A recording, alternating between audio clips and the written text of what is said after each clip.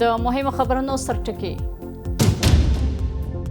د افغانستان او پاکستان ترمنځ د ایران منځګړیتوب په کابل کې د ایران د سفارت مرستیال د کابل او اسلام آباد ترمنځ د وروستیو ترنګلتیاو په اړه د اندېښنې په څرګندولو سره د خبرو اترو له لارې د اختلافاتو د کمولو پر اړتیا ټینګار وکړ. سید حسن مرتضی وویل چې د دې کړکېچونو له پیل راهیسې اسلامي جمهوریت هڅه کړې چې د منځګړي رول ولوبوي او د دواړو خواو ترمنځ د خبرو اترو لپاره لار هواره کړي تر څو کړکېچونه کم او توپیرونه حل شي. دنبال درگیر کردن مسلمان‌ها هستش. ما در جریان جنگ بین دو تا همسایه مسلمان واقعا نگران هستیم. رهبری جمهوری اسلامی در اولین پیامشون این نگرانی رو گفتن، فرمودن که ما آمادگی داریم که بین دو تا کشور میانجیگری بکنیم.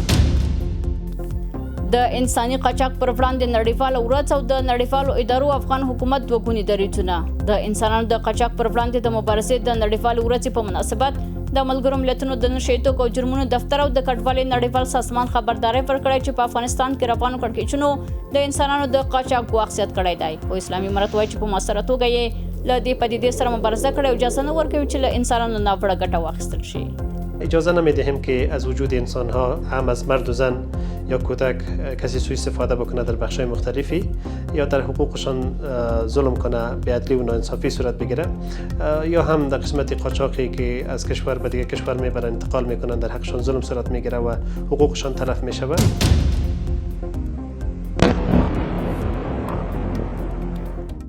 او د امریکا او ایران لخوا پر یو بل دوامداره بریدونه. د پنځشنبه په سهار د امریکا لخوا د ایران په لسو ښارونو سخت بریدونه وشول او په کویټه اردن کې د امریکا اډې په توغندیو ویشتل شوې. د اسرایلو د پوځ مشر وایي چې هیواد یې چمتو دی چې په تهران برید وکړي.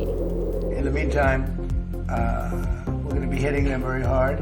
because it's our turn to hit them. مونږ به پر هغو ډیر سخت ګزارونه وکړو. پر مونږ 15 توغندي وتوغول شول چې په ساعت کې شاوخوا 8500 میله سرعت درلود، خو ټول 15 توغندي له هدف ته رسیدو مخکې وویشتل شول او پر ځمکه راوغورځول شول. سره له دې هغوی برید وکړ. نو اوس زموږ وار دی. سلامونه، وخت مو بخیر. له یک تلویزیون د شپې 8 بجو خبري ټولګې ته راغلاست. نن پنځشنبه د زمري یا اسد اتمه چې د جولای 13 سره برابر ده. اوس هم بشپړ خبرونه.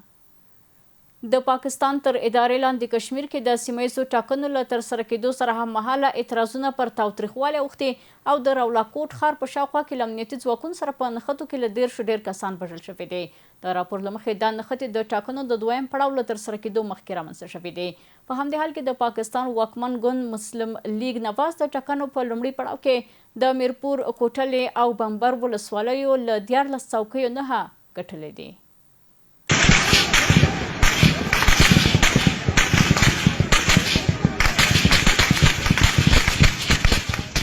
په کشمیر کې د تاوتریخوالي په دوام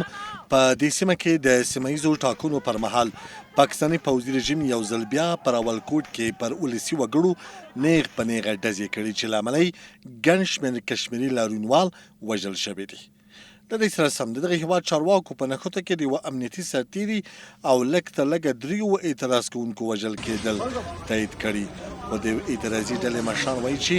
د وژل شوو شمېر تر 150 ډېر دی. یہ عوام نکل چکی ہے میرپور سے مظفرآباد کے لیے بارستہ. رویټرز راپور ورکړی چې د پاکستان تر ادارې لاندې کشمیر کې له سیمهیزو ټاکنو سره هم مهاله لرونه په تاوتریخوالي اوښتي دي. سرچینې لیکلي د خلکو د ګډ اقدام کمیټې مشران چې سیمهیز حکومت یې فعالیت منع کړی ادعا کوي چې د راولکوټ ښار په شاوخوا کې له امنیتي ځواکونو سره په نښته کې تر 10 ډېر لارویوال وژل شوي دي. زندگی کی بازی ہار چکے ہیں. بعض ویڈیوز آئی ہیں بالکل سیدھا لوگوں پہ عام شاہراہوں میں لوگ بھاگ رہے ہیں. جس طرح پرندوں پہ گولیاں چلائی جاتی ہیں اس طرح لوگوں پہ گولیاں چلائی گئیں. پشتونخوا ملی پارٹی اور تحریک تحفظ آئین پاکستان اس بربریت کی انتہائی سخت الفاظ میں مذمت کرتی ہے، بلکہ تمام پاکستان کے ان لوگوں کو جو جمہوریت پہ یقین رکھتے ہیں، جو رول افلا پہ یقین رکھتے ہیں، جو انسانی حقوق پہ یقین رکھتے ہیں، چاہے ان کا کسی بھی پارٹی سے تعلق ہو، کسی بھی مسلک سے تعلق ہو، ہم سب کو اس بربریت کے خلاف یک آواز ہو کر کشمیری عوام یا جہاں بھی عوام کے حقوق کی بات ہو رہی ہے ان کا په کشمیر کې مخکې هم خلک وژل شوي دي او پرون په مستقیم ډول په خلکو باندې داسې ډزې وشوې لکه څنګه چې دوی د مرغیو په څیر ښکار کیږي. موږ دا وحشت په سختو ټکو غندو. موږ د پاکستان له ټولو اتباعو څخه غوښتنه کوو چې موږ ټول باید د دې ظلم په وړاندې د کشمیري خلکو سره په یووالي کې ودرېږو.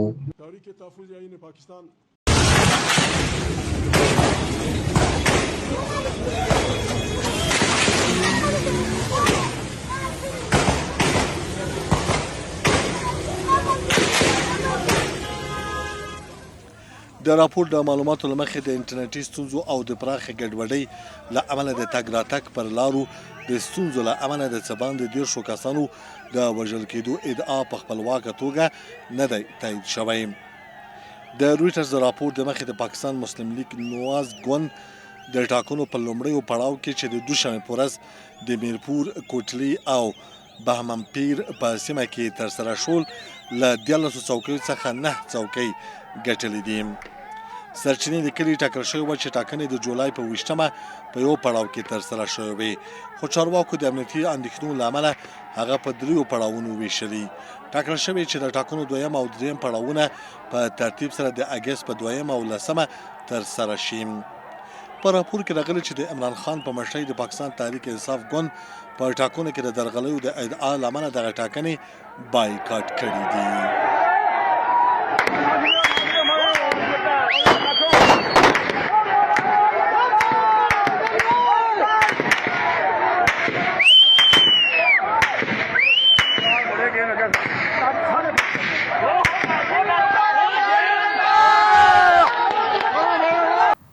پر همدې موضوع د بحث په تړاو سره د سیاسي چارو شنونکی عزیز الدین مارج را سره د مارج صاحب تاسو ته راغلاست. عمره بش لومړی پوښتنې ته پر کشمیریانو د پاکستان لوري د تاوتریخوالي دوام تاسې څنګه ارزوئ؟ مننه باران خور. لومړی تاسو تخنیکي همکاران تلویزیون کاروونکو ته سلامونه احترامات وړاندې کوم. ګورئ یو په ټول پاکستان کې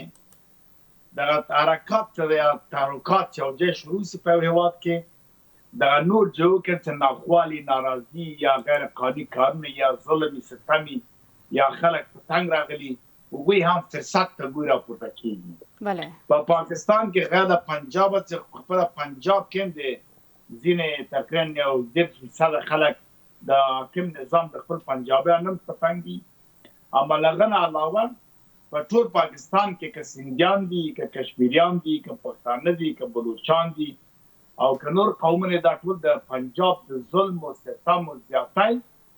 او د غلطو پالیسۍ او غلطو سیاستونو او د دوی له غلامۍ او د غرب بادارۍ نه او د دوی د نه خدمت کول خپل هېواد ته چې دا هېواد واقعا د اعتبار جوړ کړو، زیربنا او دا ورته جوړ کړي او د دوی دغه بهرنۍ پالیسي چې له ګاونډ سره ښایي کړي دا د دوی خوښه نه ده. بیا دننه دوی ته حقوق امتیازات نه ورکول کېږي. فدرالي کې مثلا هغه توازن قوای د توازن د اقتصادي توازن د هر پرمختګي د تنا پنجاب ته خدمت کوي تر رفاه پر سعادت ولري مانور چې کټول غلامان کړي او بیا ته جنگ دهشتګردي وو تورستان وو ترګرو دا کثیر د غټ پروژې په کشمیریان هم بل اخر اجیکس ولا دا نقواله چې ګوري اته د دې خپل ورونه چې د هند ته وکیلان دي هغه په سہولت کې په سوله کې په آرامۍ کې ژوند کوي خدمات ورته رسیږي ګاز برق هر څه ورته موجود دي اوبه ورته شته او د دوی خپله زراعت کرنه استفاده کوي زیاتی او زور نشته په حکومت کې فرض کړه مالي حکومت کې دوی ونډه لري واک لري او البته کشمیریان چې پاکستان سیمه کې دي غاله او څو نفره چې هغه مایسا تر وزلي دي وایي کته پورته کېږي نور کشمیریان تاسو واسئ د هند کشمیري او د دغه د جموں کشمیري فرق ځمکه او اسمان ده د په لون کې ګرځي او هغه په لوکس لري شي ګرځي. نو دلته مارج صاحب کله چې په 2019 کال کې هند د کشمیریانو یو قانون یو ماده لغوه کړ دلته پاکستان هم راپورته شو او د هند پر وړاندې باندې ودرېد خو اوس وخت کې چې پاکستان کې دا وضعیت روان دی او هند خپل غږ پورته کوي دلته پاکستان هیڅ غبرګون هم نه ښایي تاسو د دې لامل په څه کې وینئ؟ نه دلته اوس همدغه مسله ده خو د خلکو د بشري وضعیت منتشرې کړه که بلوچان او پښتانه ده سیاسي بڼې هم شته یو دا چې دغه سپیکو مثلا یا روډبیل قرارداد له چین سره چې لاسلیک له دغه نقطې د کشمیر نه پیلېده تر ګوادره ځکه دا سیمه نارامه کړه په لاس خپله پاکستان او په ګوادر چارطرف بلوچان راپورته کړل د هغه وخت چې عمران خان بندي سم نوي رژیم ته شهباز شریف ته امریکا وظیفه ورکړه چې چین به نه پرېږدي نو دی دې لپاره ګډوډي جوړه کړه دا یو مسله دومره مسله په لویه نقشه کې پاکستان هم په دې خبر ده نریندرا مودي و هندوستان هم په دې خبر ده کشمیر دغه څانګه غواړي واري کړي هند سره بیرته کشمیر یو ځای راستنه دا کشمیر د هند خاوره ده او په ځمه یې کشمیریانو دلته غواړي د نړیوالو سیاست په دغه یو آزاده سیمه اعلان کړي یا یو مملکت جوړ کړي او یا هند ته ورکړي خو انګېرنه ډېره زیاته د چین په وړاندې خپله آزاد کشمیر که حکومت وي ساتل کېدل سخته ده ځکه هلته د تبت مشر راتګ هم دلالام هغه ماته نږدې پروت ده او دا کیسې هم شته خو په هر صورت باندې ساتنه لږ سخته ده او که چیرې پاکستان ته پرېږدي دلته معاملې کېږي او مخکې له مخکې ته پاکستان تړون لاسلیک کړی له چین سره نو کېدای شي یو حقوقي جنبه هغه تړون ته چین په خپل فرصت کې ورکړي بیا دغه سیمې نه کولی شي راسي له هغه لپاره پروګرام دا ده چې دا هند ته ورکړي دلته اوس پاکستانیان نه غواړي مستقیما تسلیم شي او رقم پروتوکول پر بنیاد دا کشمیر هند ته ورکړي نو دا خلک جګ شوي دي په لوله جګ کړي لوډوله د جنګ د ول دي او ټکول دي بالاخره دا ځي هراس دي ادا د پنجابیانو دا د ساورن کشمیر آزاد څه سبا ته نور ایالتونه جګ نه شي ازادي وایي په دغه کې دوی غواړي ډاډ واخلي له غرب نه چې که دا موږ بیرته هند ته ورکړله بیا نورې سیمې تاسې مشکل جوړ نه کړي یعنې پاکستان له دې یېرېږي مارش صاحب چې ټوټه نه شي نو کله چې پاکستان له دې یېره لري چې ټوټه نه شي ولې دلته کشمیریانو ته پښتنو ته او بلوچان ته خپل حقونه نه ورکوي نه شي ورکوی که د بهرنیو کورنۍ سیاست د پاکستان چارواکو په لاس کې نه ده ادعا له دې باندې ورکول کېږي چارواکي ټاکنې هم له خپل د پاکستان نه دي دوی بهر نه کېږي هغه اجازه نه لري بادشاه د کې وکړي همدې لپاره د پاکستان جوړ شوی هره سیمه هر شی ټارګېټ ده دا خپله د موږ سیمې چې د هند په وخت کې په واخیستلې د ډیورن هاني مارټیمو ډیورن چې راغلی او دا دلته برنامې هم دا وي